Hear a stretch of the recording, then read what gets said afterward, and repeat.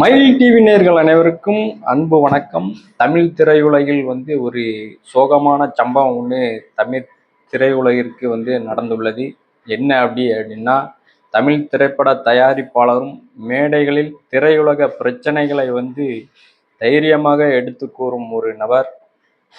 எப்போதும் அதிரடியாகவும் வெளிப்படையாகவும் பேசி செய்திகளில் இடம் பிடிப்பவர் கே ராஜன். அவர் சென்னை அடையாற்றில் குதித்து தற்கொலை செய்திருக்காரு. இது தமிழ் சினிமா வட்டாரத்தில் ஒரு மிகப்பெரிய சோகத்தை ஏற்படுத்தியிருக்கு. 1980களில் இருந்து சினிமா துறையில் தீவிரமாக இயங்கி வந்த இவர் பிரம்மச்சாரி, டபுள்ஸ், நினைக்காத நாள் இல்லை உள்ளிட்ட பல படங்களை தயாரித்து உள்ளதோடு உணர்ச்சிகள் போன்ற படங்களை இயக்கியுள்ளார்.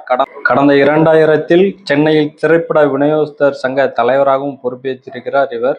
அண்மை காலமாக ஆடியோ வெளியீட்டு விழாக்கள் மற்றும் பொது நிகழ்ச்சிகளில் நடிகர்களின் அதிகப்படியான சம்பளங்கள், தயாரிப்பாளர்களின் நஷ்டங்கள் மற்றும் சினிமா வர்த்தகத்தில் நடக்கும் முறைகேடுகள் குறித்து எந்தவித ஒளிவு மறைவின்றி பேசி அடிக்கடி சமூக வலைதளங்களில் வைரலாக வந்த இவர், இந்த நிலையில் இவர் திடீரென்று அடையாறு ஆற்றில் குதித்து விபரீத முடிவை தேடிக்கொண்டிருப்பதை தொடர்ந்து தகவலறிந்து வந்த தீயணைப்பு துறையினர் இவரது உடலை மீட்டு பிரேத பரிசோதனைக்காக மருத்துவமனைக்கு அனுப்பி வைத்துள்ளனர். இதனை வயது மூத்த ஆளுமை ஒருவர் இப்படி ஒரு துயரமான முடிவை எடுத்ததற்கான பின்னணி மற்றும் தற்கொலைக்கான காரணம் குறித்து காவல்துறையினர் வழக்கு பதிந்து தீவிர விசாரணை மேற்கொண்டு வருகின்றனர்.